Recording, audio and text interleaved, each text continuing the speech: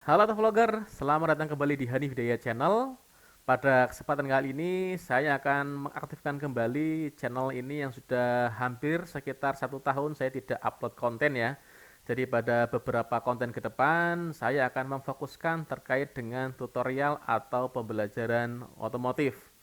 Kemudian pada kesempatan kali ini saya akan membahas tentang alat ukur yang digunakan pada sistem kelistrikan, yaitu multitester.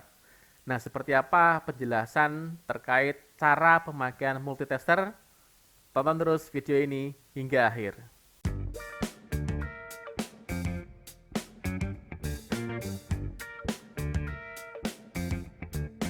Sebelum saya mulai ke materi, jangan lupa bagi para autovlogger yang baru pertama kali datang ke channel saya untuk menekan tombol subscribe agar berlangganan terus dan mendapatkan info terbaru dari channel ini. Nah, kita akan masuk kepada substansi terkait cara pemakaian multitester. Di mana yang pertama, di sini akan saya jelaskan terkait dengan jenis-jenis multitester. Yang kedua adalah bagian-bagian penting dari multitester. Yang ketiga adalah hal-hal yang harus diperhatikan saat pemakaian multitester. Yang keempat adalah bagaimana cara pembacaan nilai skala pengukuran, karena ada beberapa jenis pengukuran yang bisa digunakan dengan multitester.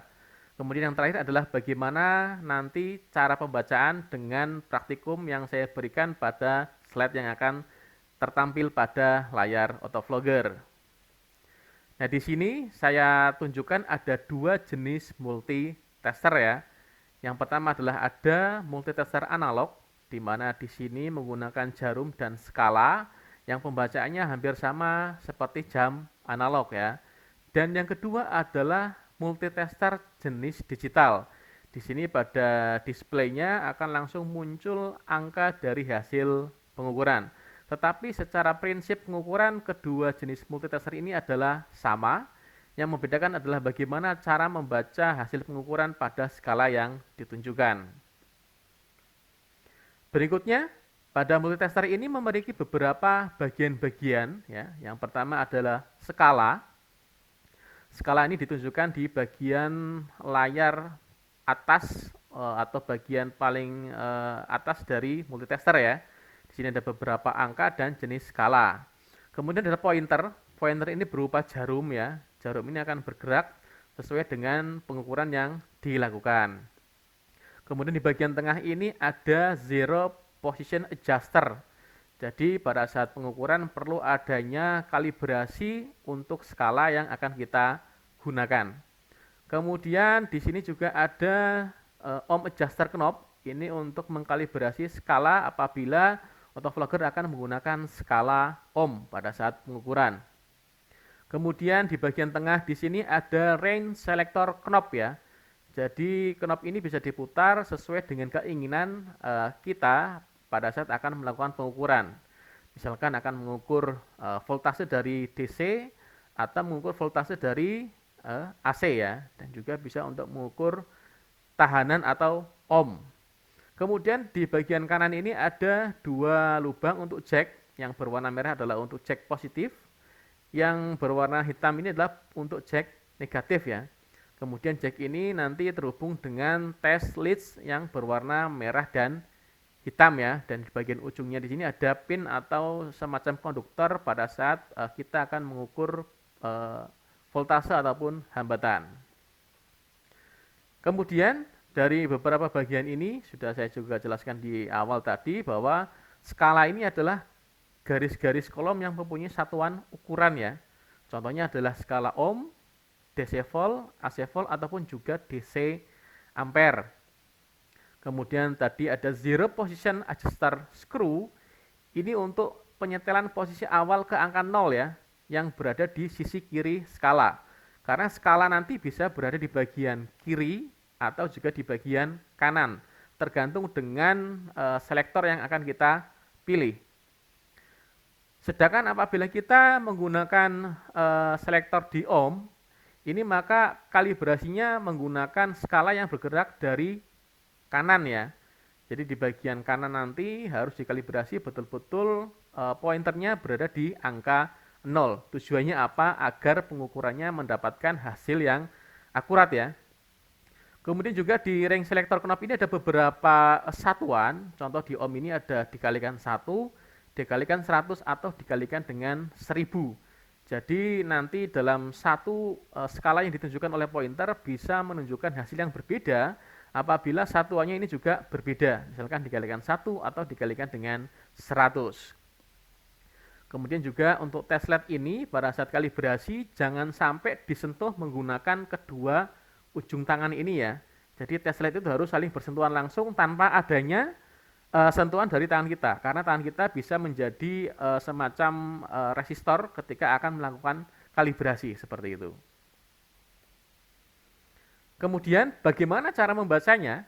Di sini sudah saya berikan rumusnya adalah nilai skala pada garis. Jadi misalkan kita akan membaca ohmmeter ya, atau kita mengukur ohm, maka skala yang digunakan adalah skala bagian atas ini. Nolnya ada di bagian kanan ya. Dikalikan dengan bilangan satuan selektor.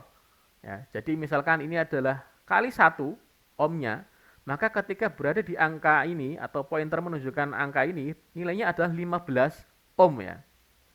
Kemudian di bawahnya ada skala untuk DC volt, AC volt dan juga ampere, dan juga ada beberapa skala khusus apabila autofocus ingin mengukur voltase dari baterai ya, terutama baterai-baterai yang kecil ya, seperti tipe triple A atau double A ya. Sehingga di sini apabila selektornya dipindahkan di bagian tengah ini nanti, maka bilangan satuan pengalinya juga akan berubah. Jadi harus diperhatikan ya selektor yang digunakan. Berikutnya adalah terkait dengan praktik pengukuran ya. Yang pertama adalah mengukur tahanan di sini. Tujuannya adalah untuk mengetahui berapa nilai tahanan yang kita ukur. Yang kedua adalah rangkaiannya apakah mengalami terputus atau rangkaian terbuka.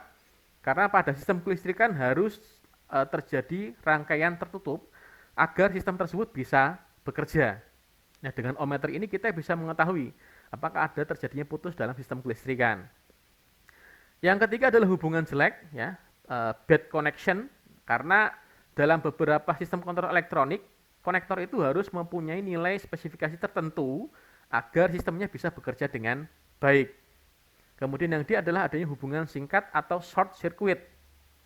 Kemudian juga tentunya di sini harus diketahui bahwa pemakaian multitester ya untuk pengukuran ohm harus dikalibrasi nolnya, ya harus dikalibrasi nolnya. Dan ujung dari knobnya atau leadnya tadi ini tidak boleh kita pegang dengan ujung jari tangan kita. Kemudian di bagian kiri ini saya tunjukkan bagaimana contoh pemeriksaan untuk kabel yang putus ya. Jadi test pinnya diberikan kepada kedua ujung yang berbeda pada kabel ini, sehingga apabila jarumnya pada skala ini berada di bagian kiri, maka menunjukkan terjadinya putus ya untuk kabel yang kita periksa. Kemudian berikutnya apabila kita akan mengukur tahanan ya, contohnya kita mengukur sensor pada sistem kontrol elektronik, masing-masing ujung kita berikan test pin. Maka pointernya akan menunjukkan skala tertentu ya, misalkan 50 ohm. Berikutnya akan saya tunjukkan untuk praktek pengukuran tegangan ya. Jadi tujuannya adalah untuk mengetahui pertama kondisi baterai ya. Yang kedua adalah sumber arus yang keluar dari alternator. Kemudian yang ketiga adalah tegangan baterai itu disalurkan atau tidak ya. Nah, ini adalah contoh cara pengukuran tegangan dirangkai secara paralel ya. Jadi ini ada misalkan lampu, kita ingin tahu berapa tegangannya, maka dirangkai secara paralel. Artinya positif mendapatkan positif, negatif mendapatkan negatif ya. Sehingga apabila Anda mengukurnya seperti ini yang saya tunjukkan di bagian kanan, ini adalah contoh pengukuran yang salah apabila akan dilakukan untuk tegangan ya.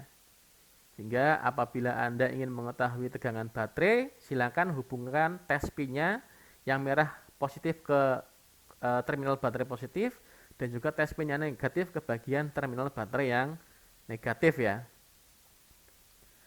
Kemudian yang ketiga, di sini adalah mengukur ampere ya. Tujuannya adalah untuk mengetahui kemampuan pengisian baterai dan juga pemakaian energi listrik dari setiap komponen ya. Ini dicontohkan apabila Anda ingin mengukur ampernya, maka dirangkai secara seri ya. Ini. Jadi dirangkai secara seri. ammeter atau multitester ini diletakkan di bagian tengah-tengah rangkaian ya. Jadi ini dapat positif, kemudian negatifnya masuk ke beban, sehingga dapat diketahui berapa arus yang mengalir dalam sistem kelistrikan ini ya.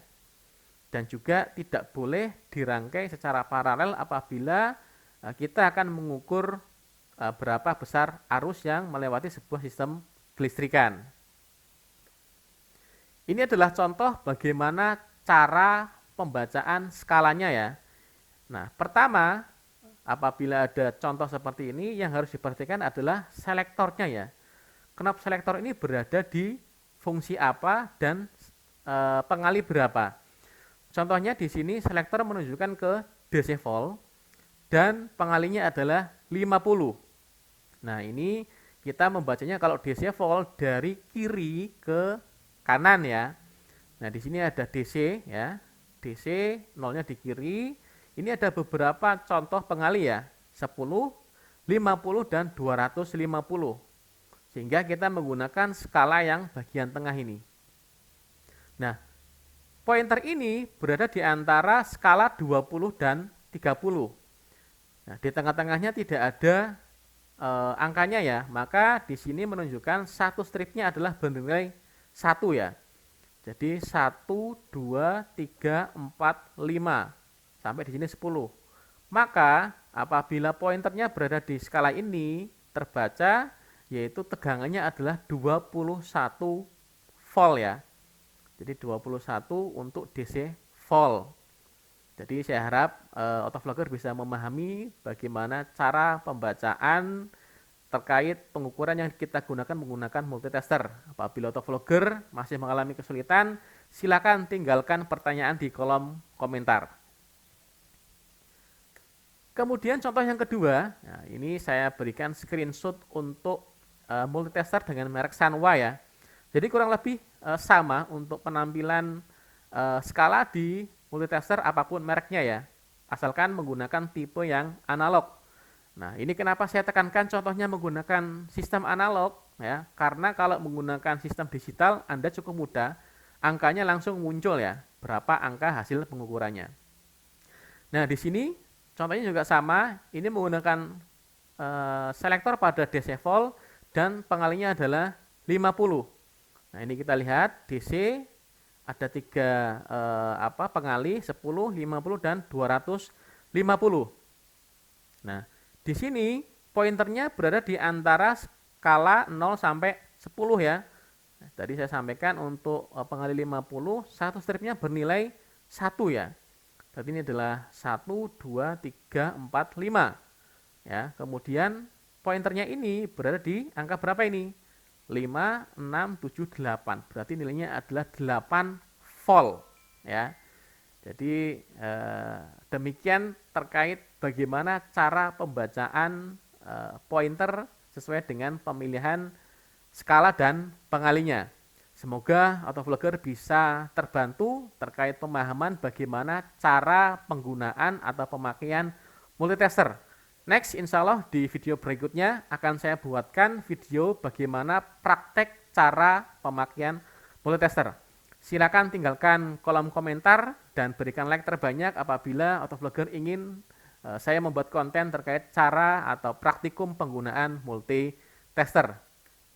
Oke, sekian penjelasan dari saya terkait cara pemakaian multitester. Semoga video tutorial ini bisa bermanfaat bagi autovlogger khususnya yang sedang belajar tentang kelistrikan dan juga bagaimana penggunaan alat ukur di kelistrikan. Terima kasih telah menonton hingga akhir. Sampai jumpa pada video selanjutnya. Salam autovlogger.